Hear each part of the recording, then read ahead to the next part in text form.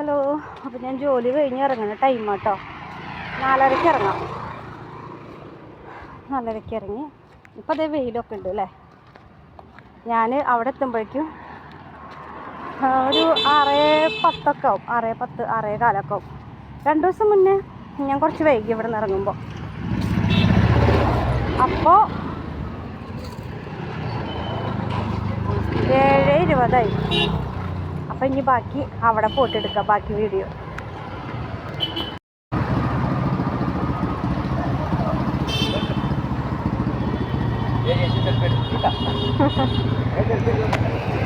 എനിക്കൊരു യൂട്യൂബ് ചാനലുണ്ട്.